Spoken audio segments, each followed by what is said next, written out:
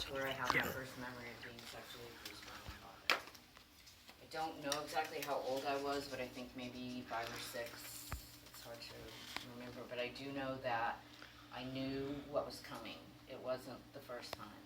I was expecting what was going to happen, so I know that the abuse started when I was younger than that. After 5 years, my dad was still alive and fine, so he got tired of living in the snow, so we moved back to Panama City. When I was 10, my oldest sister, Lolly, decided that she'd had enough. She knew that my dad was still abusing me. He had abused her, my sister Bambi, my sister Tanya. So she went to my mother and told her what was going on. My mother didn't take it well. She blamed Lolly for it, but my parents did end up getting divorced. So, but I was still allowed to visit my dad. He lived out on the beach in Panama City, so I was abused until I was 13 years old. When I was 10 or 11, I'm sure it was after my parents got divorced. We lived in a mobile home, and it had this small little porch on the front, little wooden porch off the ground. And there was a cat on the roof of the trailer, and there was a chair on the porch. So I got up on the chair, and I was holding onto the roof of the trailer trying to get this cat off the roof. And the cat reached its paw down, so I went and tried to grab it. And what I didn't know was that 2 of the legs were not actually attached to the chair. They were just stuck in a hole. The chair collapsed, so I fell on the porch and I fell on the ground, and when I stood up, I couldn't breathe. So I went running in the house, and I said to my mother, I can't breathe. And that was all I had left, and she was like, lay down on the floor. And my mother was one of those people who totally panicked. She does not keep a cool head when something went wrong. So she would just go find one of my other sisters to come help. So she ran and got my sister Lolly out of bed, and Lolly came in and was beating on my chest, and I remember waking up to that. I was and they said I was totally purple, my lips are blue. I was so close to dying. And then at the age of 12, while we were camping, we had a big, huge tent because I had a lot of people in my family, and the zipper along the bottom of the tent was broken. So I was sleeping, and I woke up and realized that my head was at an opposite end of where it started. So I got up and turned myself around, laid back down, and I felt it felt like a spark from the campfire. And so I said, something burned me, and my sister Lolly was like, well, what? And you were in a tent, So she got everybody out of the tent, they started digging around, and I had been bitten by a pygmy rattler. It took us hours to get to the hospital. The car wouldn't start, then the van wouldn't start. We had to push it up and down the hill. I was very ill, but thankfully it had bitten the dog first. It bit the dog right on the face, and she was a tiny little 5-pound long-haired Chihuahua, and survived the next day. She was out burying stuff, and she was fine. I spent a few days in the hospital after that, and then at the age of 12, we were at the beach. My mom was laying out in the sun, and I was swimming around, and I got caught in the undertow. And the water was pulling me out. And thankfully my sister Bambi noticed, because I was pretty far from the shore, and I couldn't, and she swam out and pulled me, along the coast until we could get out of the water. Then at the age of 13, I was in a car accident. A lot of you know the story. My mother and father, we were hit by a drunk driver. He drug us about half a mile. It was one of those old vans, and some of you may not be old enough to remember this, but it had 2 front seats, and the engine was in the center of the seats. The car didn't have an engine in the front. It was just flat, like a Scooby-Doo van. And my stepfather was driving, my mother was on the engine, and I was in the passenger seat. I was asleep, but I don't remember what happened. I remember waking up in the hospital, and I couldn't see anything because I had broken all the bones in my face but one, and my eyes were swollen shut, and I thought I was blind. And I was like, I can't see, and my dad was like, oh, they have bandages over your eyes, it's fine. My stepfather was dead at the scene. My mother lived about 24 hours.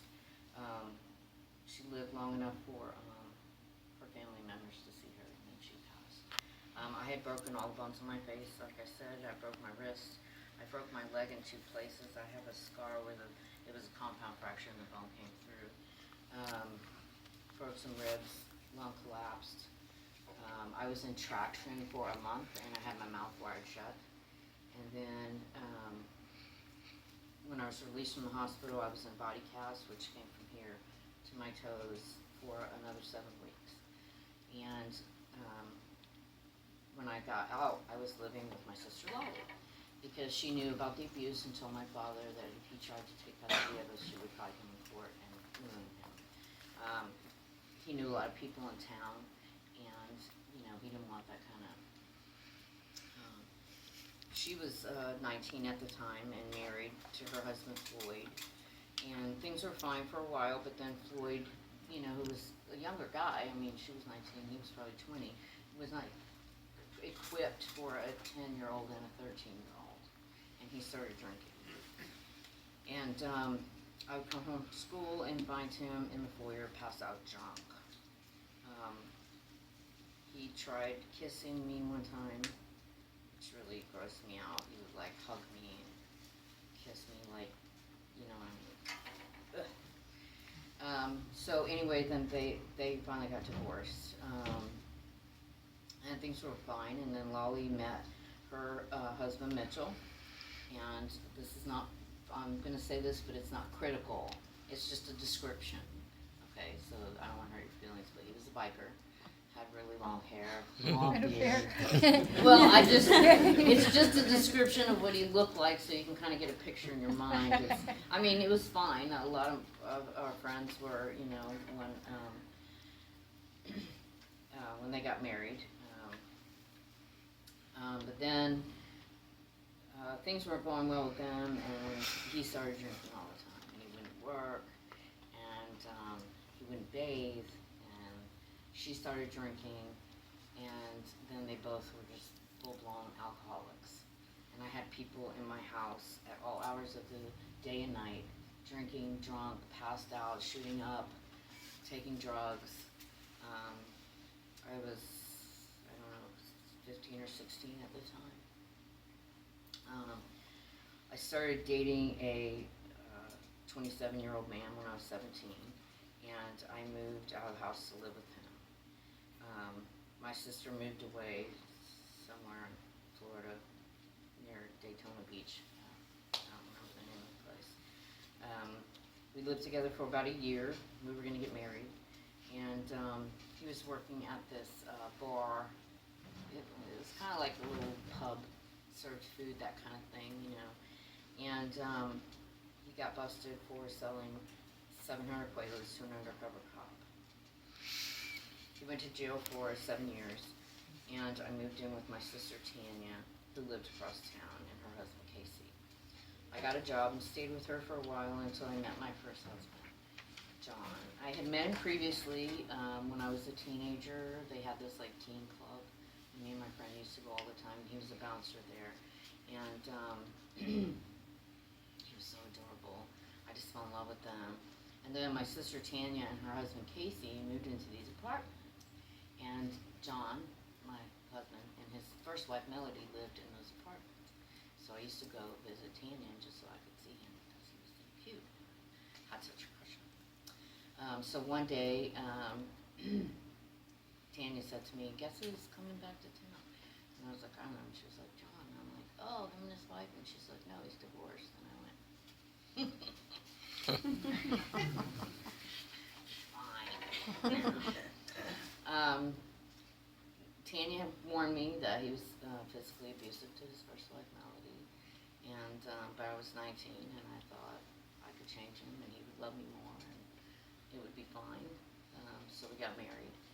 And my life pretty much became a roller coaster. He was extremely physically abusive, mentally, verbally, emotionally. He called me worthless. No one else would love me. Tried to kill me with, we had this big mirror over the bathroom, and we had taken it down off the wall because we were going to put up wallpaper, and he was was dragging me down the hallway, and I ran into the mirror and it broke, and he picked up a big piece of it and held it to my throat. And I'm gonna be perfectly honest, I kicked him in the nuts, and that's what saved me, because I thought he was gonna kill me. I really did. So I don't remember how long we've been married, but I went to visit my sister Bambi in Texas, and my sister Tanya went with me, and they knew what was going on, and they convinced me to leave him. So I called him from Texas and told him to get out of the house. He said he couldn't live without me, and he was going to do, and he was going to kill himself, and he had a 357, and I heard the gun go off, and then nothing, so I called his father, who lived across town, and I said, I think your son is hurt. And so he went to my house, and he was fine, of course. He tried to shoot my dog, and he missed. So he moved in with his parents, and went to church with his mother, and got saved, and he was a different man. He wasn't going to hit me anymore, and things were going to be great. So I took him back. We had my daughter Jessica when I was 20, and things didn't change. He kept abusing me. He used to hold this big knife up to my throat, like the one that Rambo had, you know what I'm saying, with the like bruise in it, and hold it to my throat and say, go ahead and leave me, and I'm going to find you, and I'm going to do it, and I'm going to take my daughter. So one day when Jess was about a year and a half old, we were fighting, and I scratched him, and he got in the drawer and pulled out a steak knife, and he said, I'm going to cut your fingernails off. And my daughter said, Daddy, don't hurt Mommy. And the next day I was gone. I went to a spouse abuse home, got an injunction, got him out of the house, and fought for divorce. But he continually harassed me. He would call me. He would come over and beat me. He would call guys I was dating and harass them until they broke up with me because they didn't want to deal with them. And after he moved out, after we got separated, he met someone else, and he was living with her and following me around, harassing me while he was living with her. So anyways, after I got away from him, I felt worthless, I felt ugly, I felt unlovable, and I had pretty much no trust in men at that point. I really wanted somebody to tell me that they loved me and that I was beautiful and they wanted me and that I was worth it. So I started going out all the time. I slept with a lot of men, looking for somebody to love me. In October of 1988, I met my second husband, Jerry. We dated for a little while. It was a short courtship. I think we started dating in October of 88. We got married in January of 89. While we were dating, he was a great guy. We got married, and he turned into a monster. He didn't abuse me. He didn't physically abuse me. But no matter where we were, if I saw somebody that I knew that was a male, and I said hi, then I was sleeping with them. Or did I sleep with them? It was constant. Like, I worked at a hardware store at the time, so I mostly worked with men. And I was sleeping with everyone. I would go to lunch with somebody and come home and say, oh, me and so-and-so went to lunch, and he would be like, are you effing him? And I would be like, if I was doing that, I wouldn't even mention his name in his house. I mean, like, how stupid can you be? I'm not going to bring this into my house. And I'm not that way. So it made me kind of crazy. So after 3 months, I kicked him out. But his mother, he was a mama's boy. She took care of everything for him.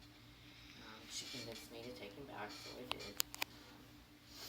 After my first husband and I got divorced, and after seeing his mother, because his mother had been physically abused by her husband, his father, from 17 on, and they were still married. And she was miserable, and I thought, I'm just never going to do that again. I was miserable with John, and I thought, I'm never going to be unhappily married. If I have to get married 10 times, that's fine. But I'm not going to be unhappy in a marriage ever again. So after we got back together, I said, this accusing me of sleeping with everybody is going to have to stop. And if you keep doing it, I'm just going to go sleep with men. Because if I'm going to have to listen to this, then I'm just going to at least get some pleasure out of it before the nagging starts. In June, it was June 4th, 1989, so we'd been married just a few months. I was awakened by a knock at the front door at 6 in the morning, and I said, who's at the door at this hour? So Jerry went to answer the door, and he came back in the bedroom, and I said, who's at the door? And he said, it's the cops. And I said, well, what do they want? He said, I don't know.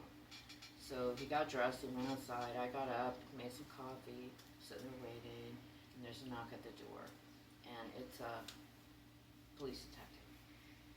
And he said, we're taking your husband to jail. And I said, for what? And he said, you don't know? And I said, no, I don't know. And he said, well, last August, he raped a 55-year-old woman while holding a butcher knife to her throat. And he just confessed all the way.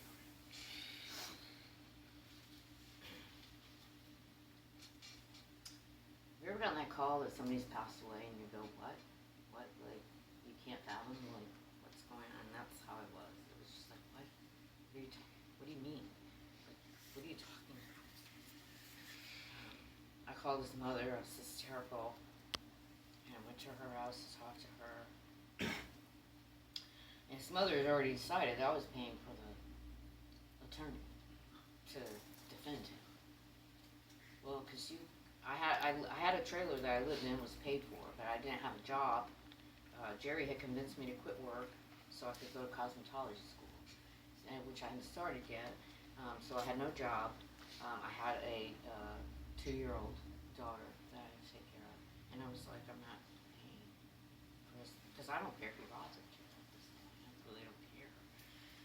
But she had made an appointment to see an attorney, so we went to see the attorney. He said that the only thing he could do was to talk to the state's attorney and try to get Jerry a lighter sentence. Because he had already confessed, there's really nothing else he could do. And that would be $10,000. So she tried to convince me to do it, and I was paid for it, and I was like, no, I'm not paying for it. So a couple days later, she convinced the jail to let us go visit him. And she kept saying, don't tell him that you want a divorce, because he's suffering enough. And I said, I don't care. I don't care. So we got there, and Jerry said, I want to talk to Nikki alone. And so he said, what do you want to do? And I said, I want to get a divorce. And he was like, okay.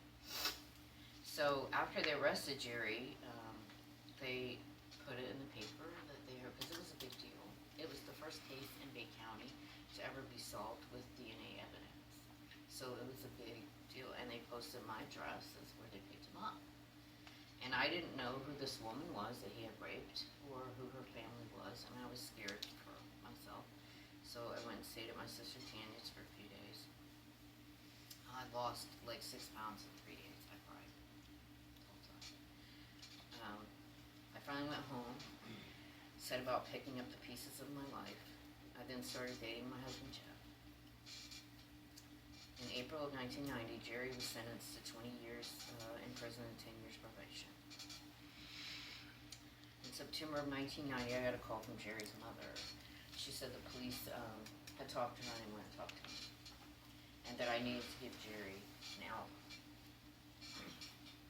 So I said, well, if he was with me, I'll give him an alibi. But, I mean, if he wasn't, I'm not. That's not how I am. So the police called me, and I went in to talk to them. When we were dating, there was a woman who was found murdered 3 or 4 streets over from me. And she had been raped and her throat cut. And that's what they wanted to talk to me about. Because they thought that Jerry did it. Because it was the same MO. It was a butcher knife. She was raped. So they said, what I didn't know was that the woman had died several days before they found her. She was dead like 3 days before they found her. And I did know for certainty that Jerry had never spent the night at my house until the day that that I heard that they found her. Because I was scared because it was a few streets over from me. And so I said, well, 3 days before that, he wasn't with me. And I know that. They asked me a lot of questions about, what he wanted during sex, and was he like weird, and asked for weird things, which he wasn't. He was just a normal guy. But then they asked me if I'd ever found a knife anywhere in or around my house that wasn't mine. I didn't remember finding one at the time, so I left. And several days later, I remembered something that had happened after we were married. It was really hot in the house, and I got up to open the window, but it wouldn't open. And I couldn't figure out why, so it was a sliding window, and I looked in the tracks, and there was a knife. And I picked it up, and it was one of those, like, butterfly knives. Doesn't look like a knife, And I said to Jerry, whose is this? And he said, I've never seen it before. It wasn't mine. So I just put it back in the truck and forgot about it. So I called the police and I told them that I found this knife.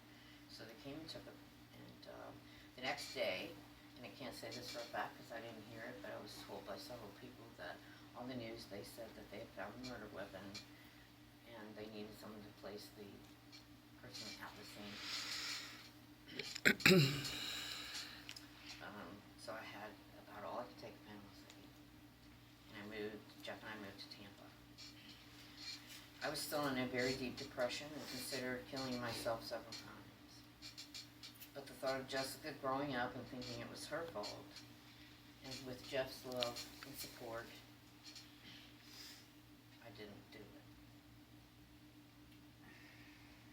Although life was great on the outside, I was fighting demons on the inside. I was angry and I treated people badly. I felt like I was just one of those people who spoke the truth and people could either like me or not. But I didn't know. I was just taking out my inner feelings of anger and self-loathing and lack of love for myself out on everyone else. In 2011, Jeff and I decided to quit our jobs and start our own business. He wasn't happy at his job and I wasn't either. The first year everything was great because we had a bunch of money that we started the business with. On the second year that money was gone. We could only live on what we were making, and it was a struggle. We had huge credit card debt from, advertising, all the stuff it takes to start a new business, and we couldn't pay our bills.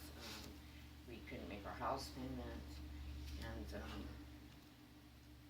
it was hard for me. I'm a fretter. I fret about everything, get upset. And I'm going to step back for just 1 second. When my daughter was in high school, she had this guy that she had this huge crush on, Sean up the road. And so she followed Sean around like a little puppy. And Sean went to this church, and they would always have like teen nights where they were skateboarding or whatever and play music. And at that point, Jessica was saved. She would talk to me about God, but I really didn't want to hear it, to tell you the truth. So as we were going through these problems of the bankruptcy and everything, I called Jessica one day and we were talking. And she said, God can help you through all of this. God can make your life better. And I felt this pull at my heart, and I knew that it was God. So I accepted him into my life, and I found Crosspoint several months later, and God's been with me ever since. I started going to Celebrate Recovery about a year and a half ago, and it's helped me to recognize the anger and the self-loathing that I felt, and with God's help, I'm making progress every day. I feel renewed through the power of Jesus. I would not be as far in my journey as I am without my CR family, and I love you all. Romans 8:28 says, And we know that God causes everything to work together for the good of those who love God and are called according to His purpose for them. His purpose, I believe, was to give me the tools I needed to help others in their struggles.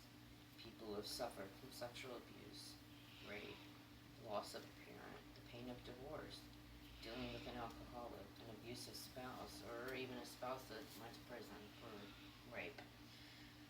He's given me a lot of tools to work with, and I wouldn't change that for the world. Now I walk with Him, and I follow Him, and I try to live each day according to His Word. He led me to the Dominican Republic in March, and now He's leading me to Africa.